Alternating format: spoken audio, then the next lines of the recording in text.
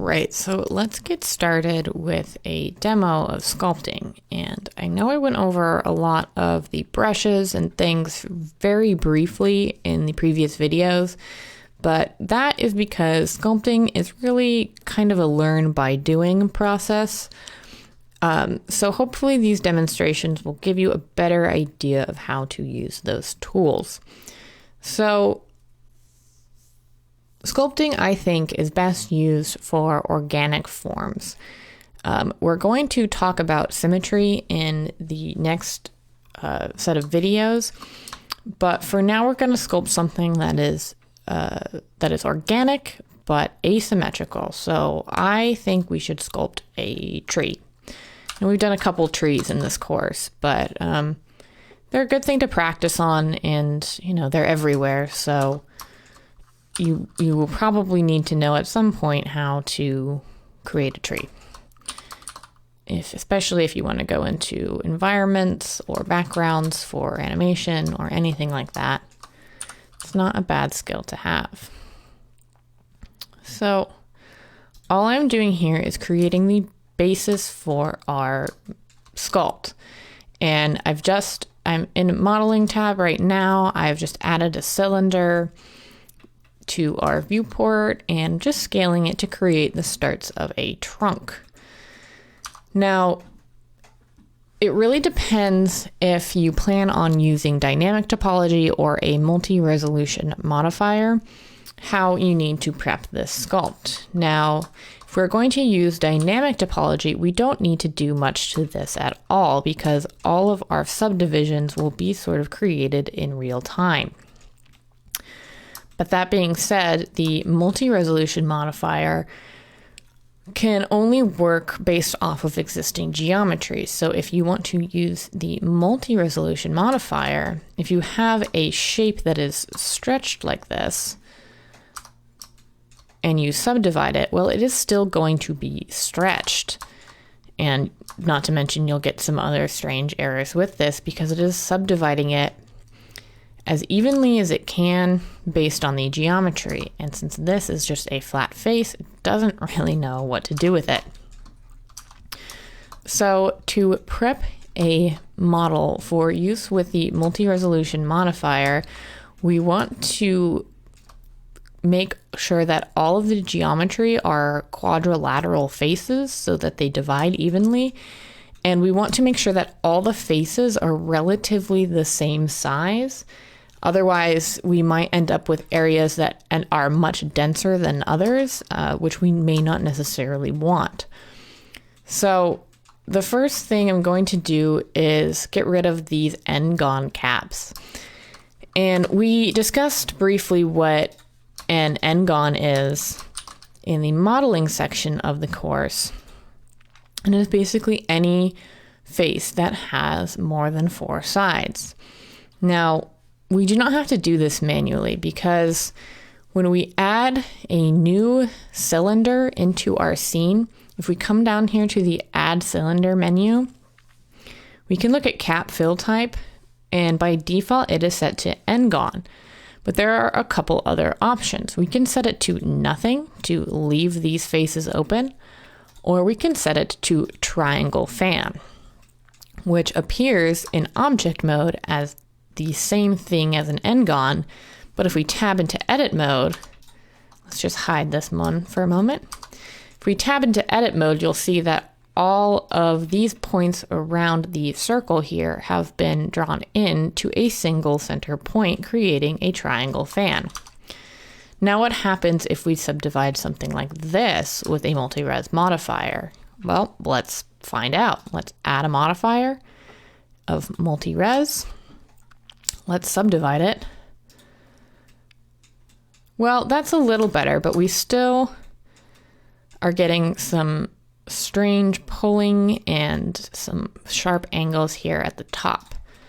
So we need to make these faces quadrilateral. And unfortunately, the only way I know of to do that in Blender with this type of object is manually. So we can leave the faces where they are, but we need to start joining some of these points together to form quads here.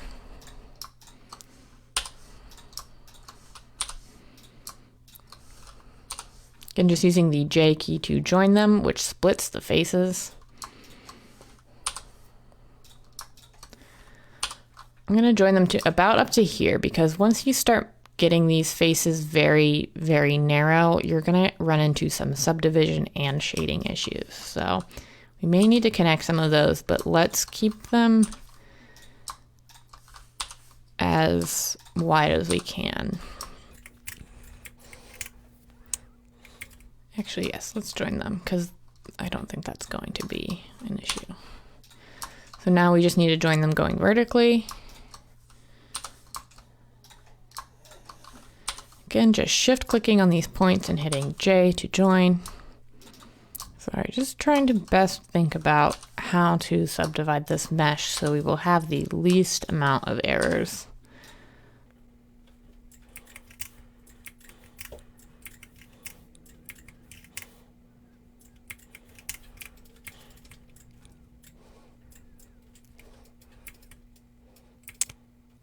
That's all right, but there are triangles around this edge here that are causing some issues when we subdivide. So let's try a different tactic.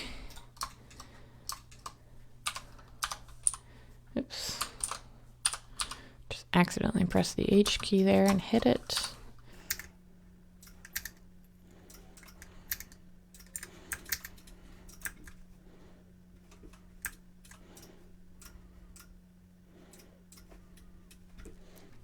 Let's go into sculpting mode. And I was not planning on covering this, but I think it actually is important. We need to look at this remesh option. So what remesh is going to do is look at your mesh and try to basically recreate the same shape using all quadded geometry. So I'm going to add some edge loops here that make these faces roughly square. They do not have to be exact. And now I'm going to come into sculpt mode. I'm going to press remesh. And here where it says voxel size, I'm going to take this eyedropper and just click on my mesh where I added those. So it is a voxel size of 0.1561 meters. So let's just see what happens when we remesh this object. Okay, so it has looked at the size of these faces that I selected with my eyedropper, and it has tried its best to maintain the shape of the cylinder using an even subdivision of quads across this whole mesh. So it's done a fairly good job considering we had quite a large voxel size. And for the purposes of sculpting a tree, we do not need this to be such a perfect cylinder. So that is one method of subdividing for multi-res modifiers. So now if I subdivide this further, you can see some of those jagged edges even start to go away, and we could come in and sculpt on this. But I think for the purposes of this demonstration, I'm actually going to use dynamic topology. So you don't need to do any of that if you want to use dynamic topology. We can just come in here, add a cylinder. Let's get the basic shape of it ready to go in modeling mode, because it's just a little bit quicker than trying to make these sort of large scale primitive changes in sculpting mode. Is just a little bit more difficult. So let's get a good base going.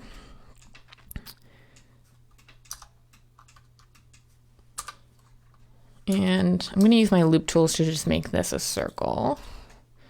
So all I did was select the edge loop that was not the shape I wanted, right clicked, loop tools, and hit circle. So now we have that as a perfect circle, which we are going to make very unperfect with our sculpting. Okay, so with dynamic topology, all I have to do is add this primitive, enable dynamic topology, ignore the warning. And now I can come in here with my pen tablet and just start sculpting, except that I have manual detail set from the last video, so we just have to set this back to relative because manual detail, of course, will not change the underlying topology of this. But now you can see that I can start pulling out different areas. And again, it will be based on how zoomed in I am to the mesh, because right now it is set to relative detail. Let's set it to constant.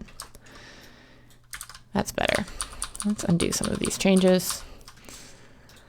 So I have it at a constant detail at a resolution of 10, and I currently have my refine method set to subdivide collapse.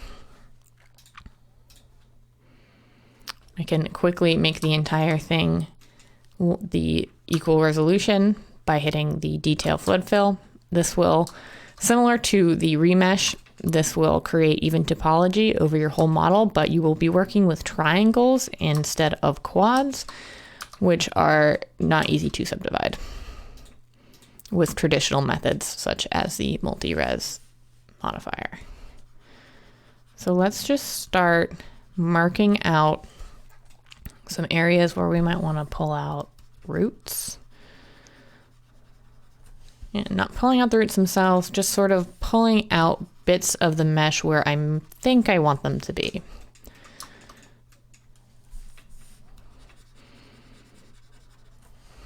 Okay. So now let's start using some other tools here. Let's grab the snake hook brush. This is great for pulling out things like branches, roots, things of that nature. And when you have dynamic topology enabled with it, you don't get that stretching issue because mesh and subdivisions are being added as you pull it.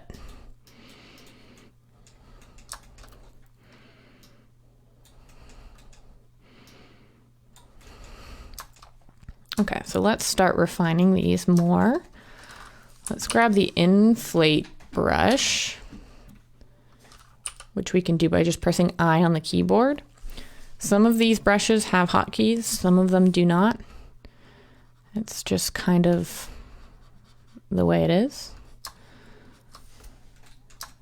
Although I will say the ones that you will probably end up using the most are the ones that have hotkeys. Let's press G on the keyboard to pull up our grab brush.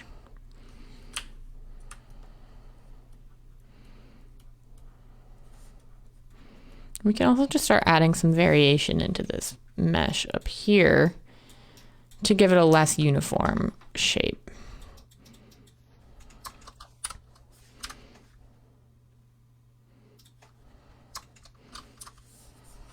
C on the keyboard will pull up your clay brush.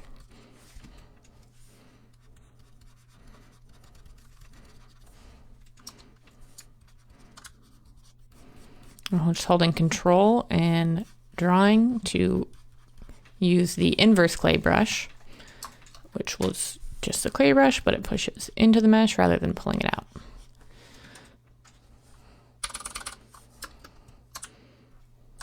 I'm going to decrease this intensity by a little bit.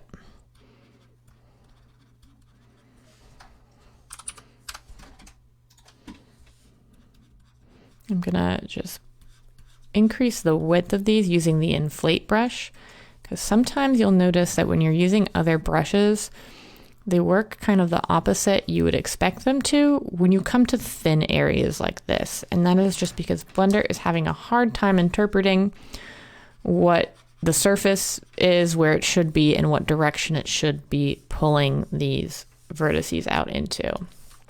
So if you're having problems where you're trying to like maybe draw out on your mesh and it's kind of clipping it in and making it smaller, just increase the radius of that area by using the inflate brush, and that should solve the problem for you.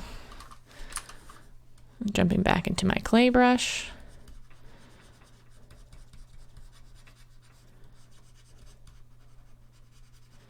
So you'll see that even though I'm adding up here, when I get down here, it starts pushing it in instead. that's just because this area is too thin compared to my brush size for Blender to understand what I'm trying to do.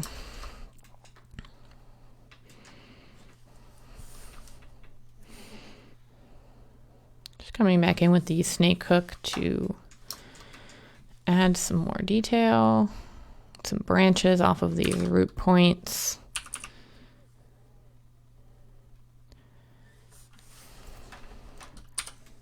Using G for grab,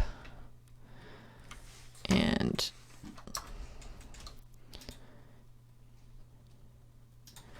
increasing the size of this, either incrementally with the bracket keys, we'll step it up and down, or you can just hold F and slide it if you need to make large scale brush size changes.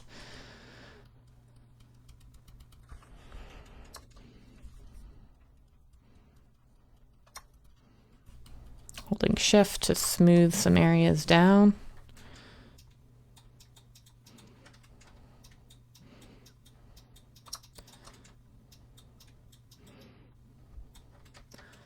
And you have to imagine or know that this will be sunk into a ground plane. So I'm not obviously going to draw, an entire root system, just enough that when it is poking above the surface of the ground plane, that it will look like roots going into the ground.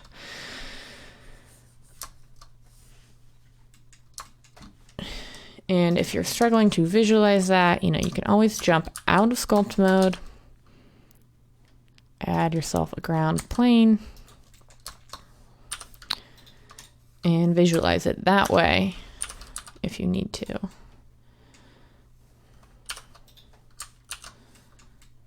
So I have some areas that aren't quite going in enough. So let's fix that by jumping back into sculpt mode to re-enable our dynamic topology. And with the grab brush, we can make these sort of larger shape changes.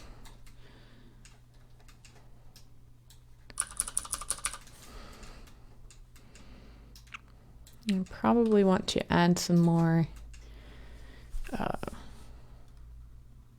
branches off of these roots.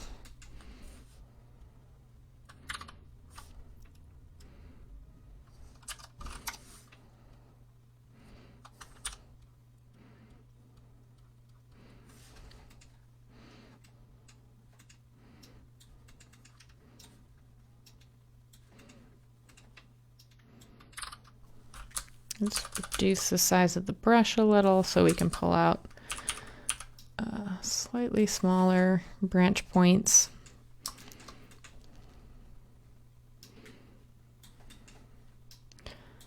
Now, and how detailed you want to get in this stage is totally up to you. I don't want to spend too long getting these shapes perfect because this demonstration is more about showing you how to use the tools and when to use the tools and why to use the tools than it is about, creating a beautiful work of art in this session.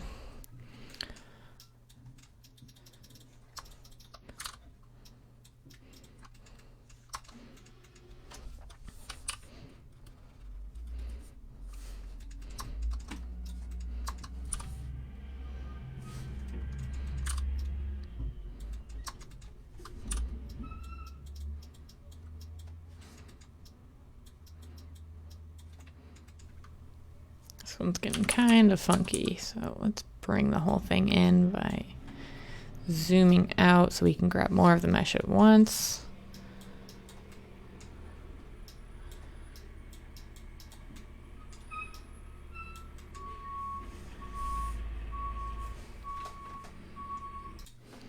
Okay, apologize for that. There was a very large garbage truck outside, so I just paused the recording.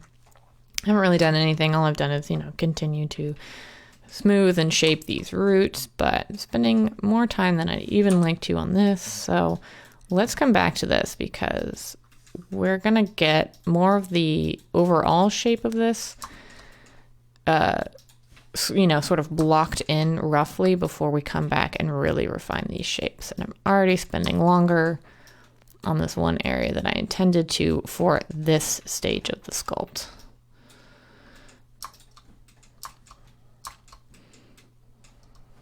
Okay, so let's continue moving up. I'm going to continue using the snake hook tool for this. And I'm just going to kind of pull out the top a little. And it's okay if it leans, you know, lots of trees do.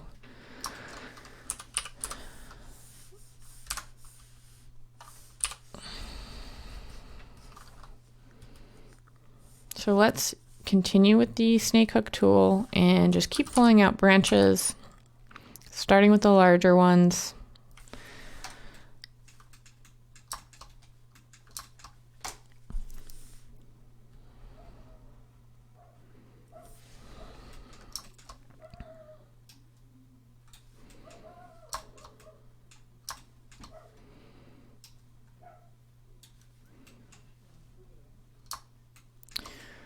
All I'm doing is just grabbing different areas and pulling out branches.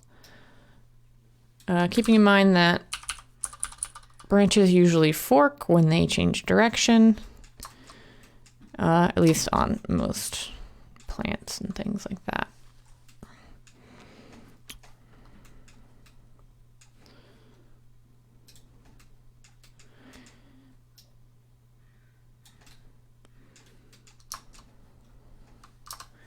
So I'm going to change to the inflate brush just by pressing I on the keyboard, and I'm going to make these a little bit thicker so that we have more area, more surface area to draw out more branches from.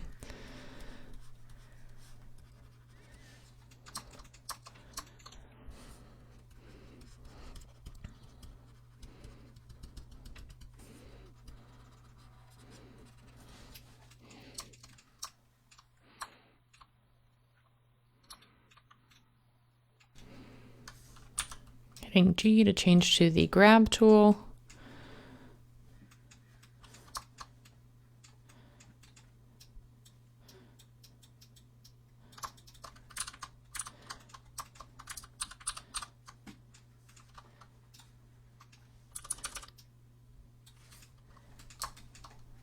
And you'll see that when we get to a certain size, we start to lose geometry.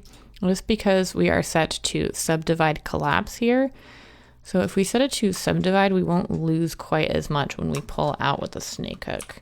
But just keep in mind that it is not the most efficient way, performance-wise. You know, you might end up with areas of your mesh that don't really need to be that dense.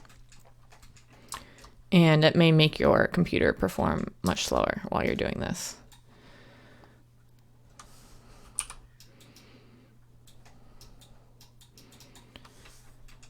I'm going to increase my detail size for this portion. Yeah, just testing it out there because we're starting to quickly get into an area where I am not having enough geometry to make the shapes that I want. So let's just quickly increase the count here by quickly going over it with the inflate brush. And we can start to pull these shapes out more.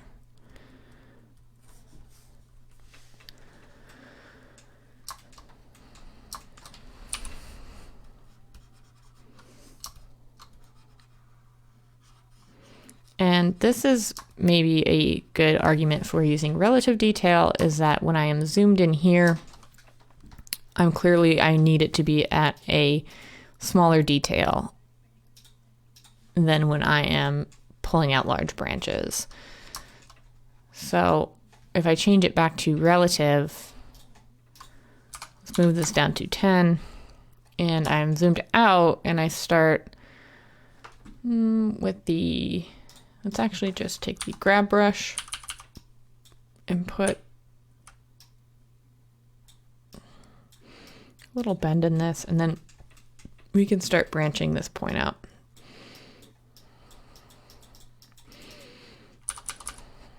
So let's grab our snake hook again. And let's zoom out and just pull out another branch. So then when I come in here, if I wanted to snake hook again, it's going to dynamically make that size smaller because I have zoomed in.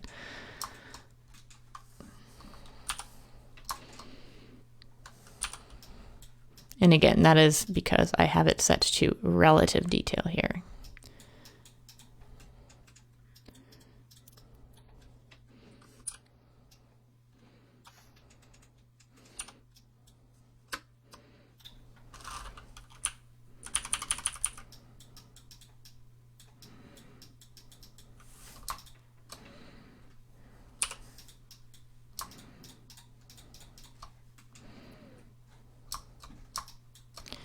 So one thing to note is that the smooth brush will not add more divisions to your geometry when you're in Dynatypo. It will only smooth what is there. So some brushes will add detail, others will not.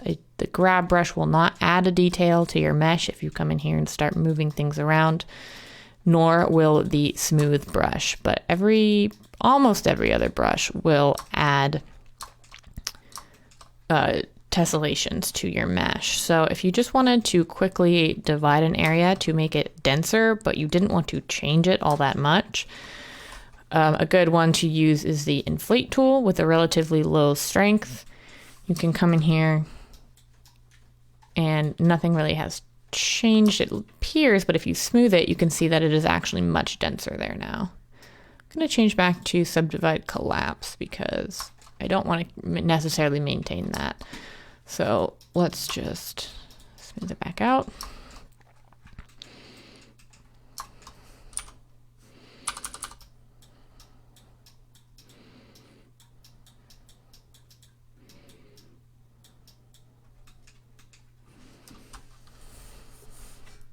Grab our snake hook and just continue our branches.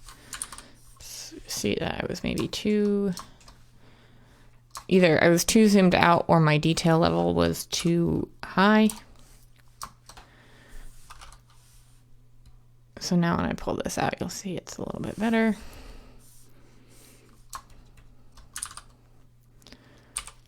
Let's increase the detail of this.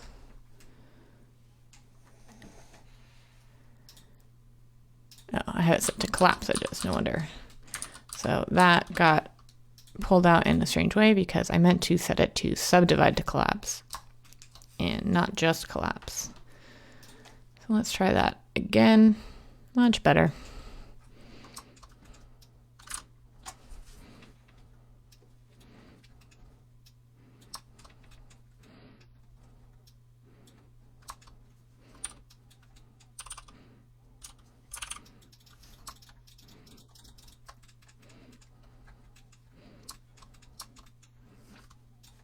Okay.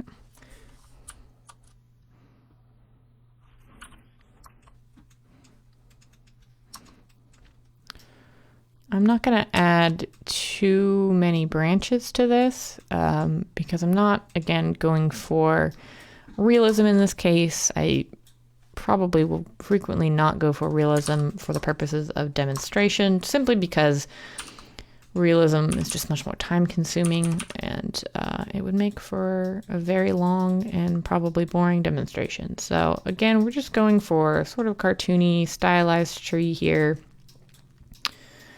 And depending on what we wanted for the final result, you know, we could either continue to add branches and make it more of a gnarled, withered tree, or we could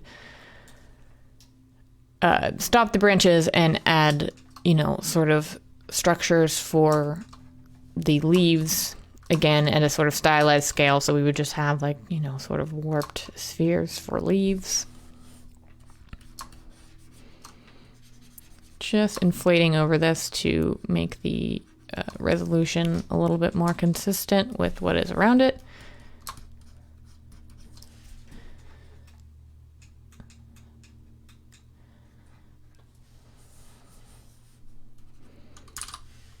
And I'm going to turn back to constant detail. Just because sometimes I like to get a more holistic view, but still like to work at a lower detail. And relative detail just doesn't allow you to do that.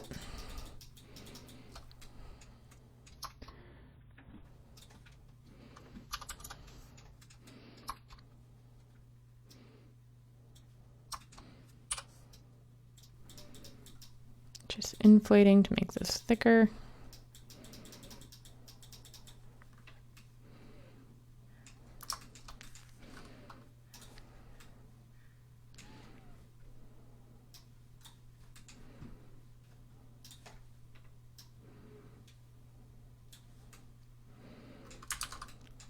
You'll see I get sort of this warping sometimes when I'm pulling these large forms out.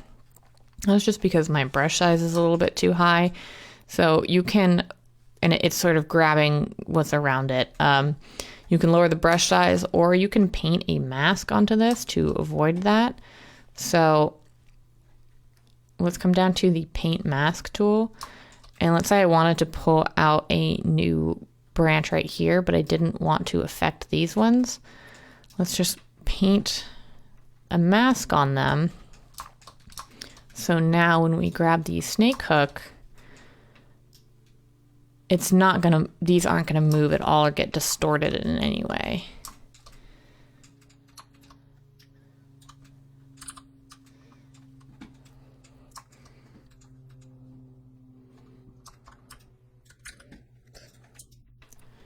You can unpaint the mask, erase it just by holding Control with the paint mask. If you wanted to get rid of everything, you could come into the box mask, hold Control, and select everything to get rid of any masks that you might have on your mesh.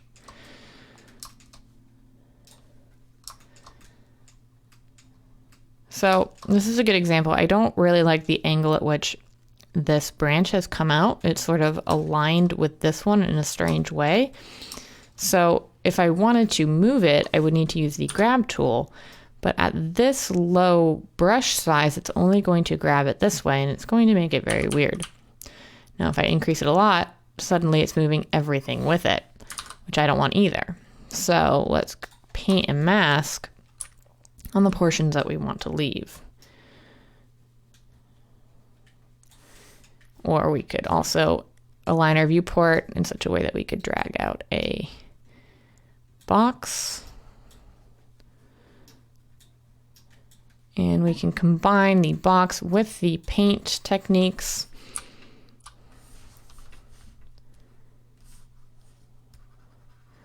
To get the mask that we need.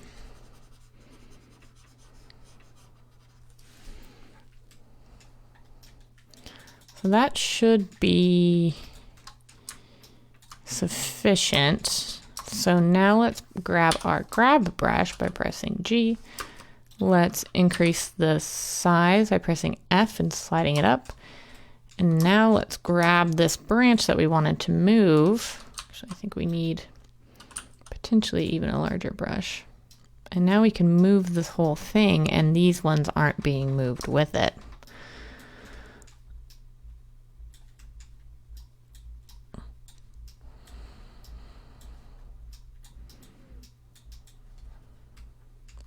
Of course, if you have the mask drawn on anything that does need to be moved, it will cause strange sorts of stretching. So let's clear our mask by box selecting with Control held down the whole thing, but we can just come in here to this warped area and fix it manually with, first we need a sculpting brush enabled with smoothing. And all of our other tools that we have learned so far. Okay, so now these ones are no longer aligned in that sort of strange manner.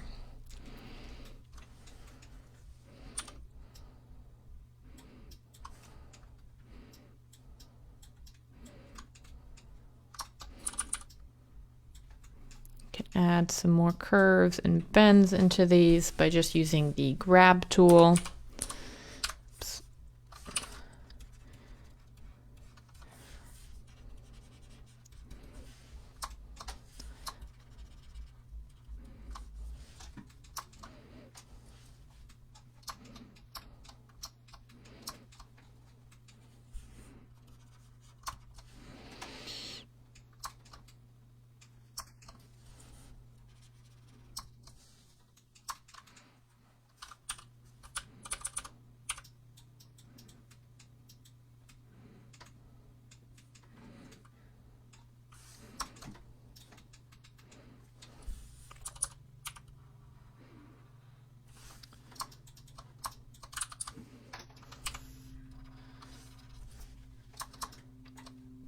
So we seem to have some sort of error here. No big deal. We're just gonna fix it using the collapse edges and the deflate to get rid of that little strange portion of the mesh. So if your edges, if you have collapse and edges enabled either through collapse or subdivide collapse, it will eventually get rid of pieces of mesh if you make them small enough.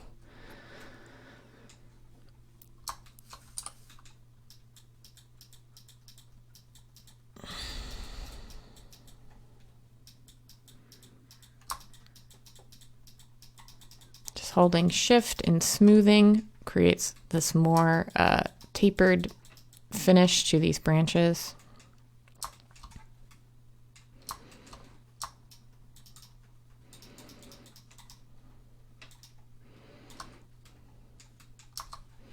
You see we get little pinches and strange things and holes. Again, because we have dynamic topology enabled, this is not really an issue as long as we have subdivide collapse enabled. Yes, we can fill that in and smooth it out. And it should just do that automatically by inflating and drawing over it.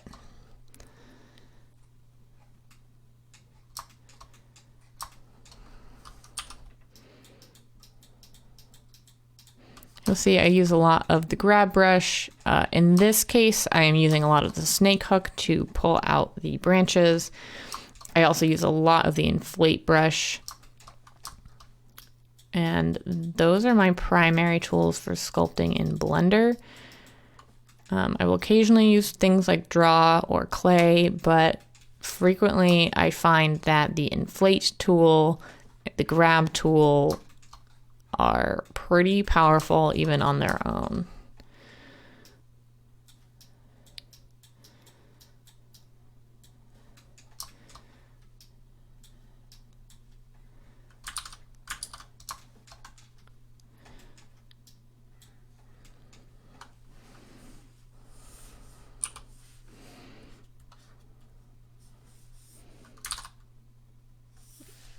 Went a little too far because my screen was lagging.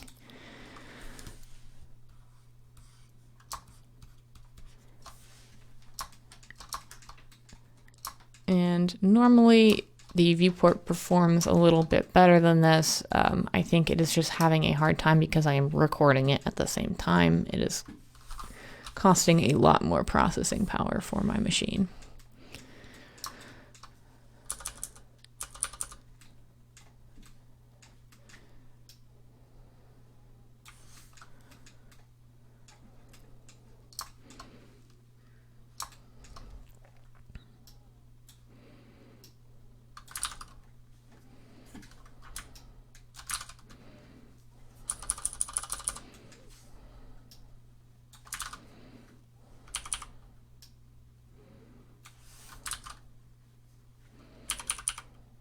Just undoing it when I make a stroke that I'm unhappy with, pulling it out, and then not worrying too much about the width of these because we can just come in with the inflate brush and increase them to be the appropriate size.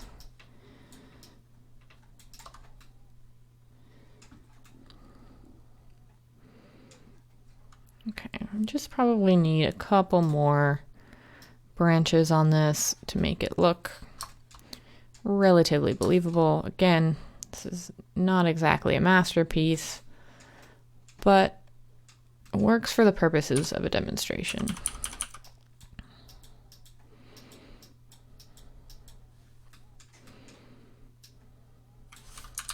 Again, I need to move this whole branch, so let's use some masking. Let's paint a mask onto these branches around it.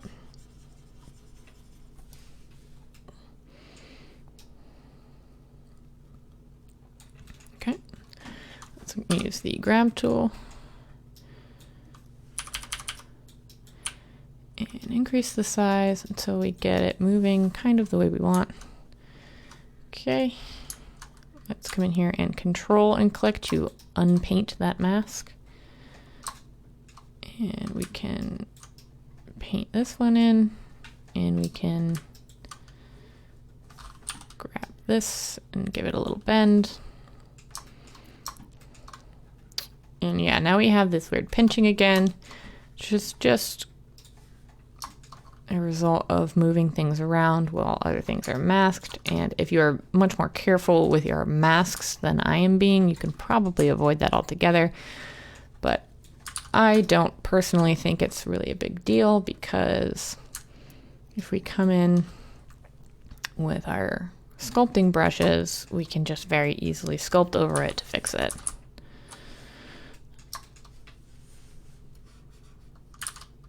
Of course, we need something like the inflate brush, because you'll notice when things are very thin, in this way, similar to what we were seeing with the ends of the branches, when we draw on the surface, Blender is picking up these back faces too and also pushing them up, which we do not want. So best to just use the inflate brush. And if you're finding that the steps of zooming are too dramatic, as in you're getting in really fine and you're zooming with the scroll wheel and it increments in that way, you can change the way that you zoom. You can zoom in a much smoother way by holding control, clicking down on the scroll wheel and dragging your mouse, and that will give you a much smoother and a more control over your zoom. Let's come in here and increase this just so it doesn't clip through.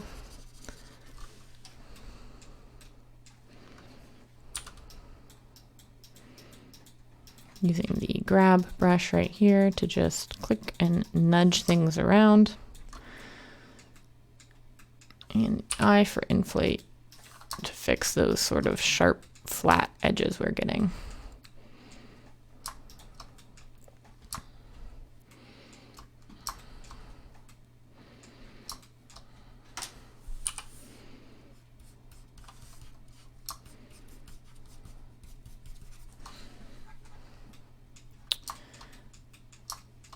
So this is a decent starting point for a tree.